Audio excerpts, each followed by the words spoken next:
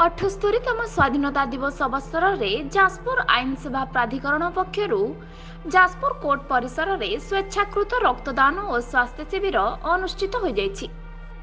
आईन सेवा प्राधिकरण संपादक ज्योतिर्मय दास अबाहकत्व मुख्य अतिथि भाव जिला जज अमृत रंजन नंद जोगदे एही शिविर को आनुष्ठानिक भाव उद्घाटन करथिले।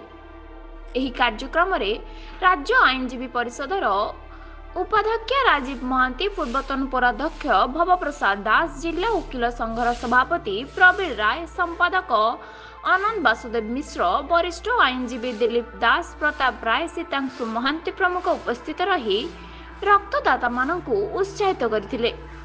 एथिरे विचारपति आईनजीवी समेत विभिन्न कोर्टर कर्मचारी सामिल होई रक्तदान करथिले। एही शिविर रे मोट 50 यूनिट रक्त संग्रह करा जायछि।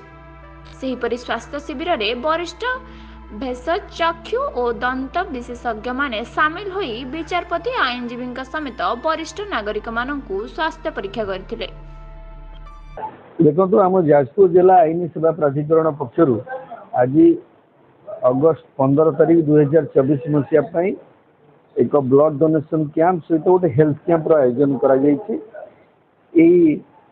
ब्लड डोनेशन कैंप रे जाजपुर जिलार विचारपति आरंभ करी जाजपुर जिलार समस्त कोर्ट कर्मचारी सर्वोपरि 3टी बार एसोसिएशन सभ्य कर्मकर्ता माने जोग देइछन्ति एवं एडवोकेट, कोर्ट स्टाफ एंड जजेस ई मानक द्वारा आज ब्लड डोनेशन कैंप करा जाउछि एवं सेमाने मध्ये रक्तदान करिछन्ति एवं ए अवसर रे आउ एक हेल्थ कैंप रो मध्ये आयोजन करा जाइछि। जो हेल्थ कैंप रे जाजपुर कोर्ट परिसर रे कार्यरत विचारपति आरंभ करी समस्त स्टाफ और सबू वकील माने सेमानकर स्वास्थ्य परीक्षा कराई नेबे एवं यह एक उत्तम पदक्षेप एवं गोटे भल वार्ता मध्य जाइछि।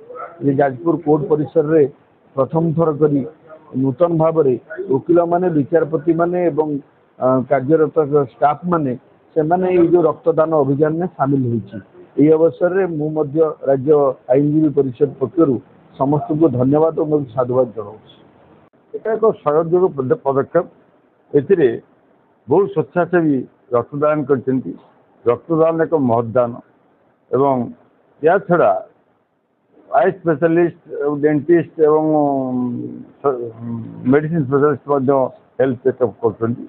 तेणु आम प्रथम धन्यवाद देवा जो माने ब्लड डोनेशन करछन्ति सेमानक अशेष अशेष धन्यवाद एवं आईन सेवा प्राधिकरण तरफ ये आयोजन कराई जुडिशियल अफिसर मैंने रक्तदान कर मोर शेष शेष कृतज्ञता और धन्यवाद।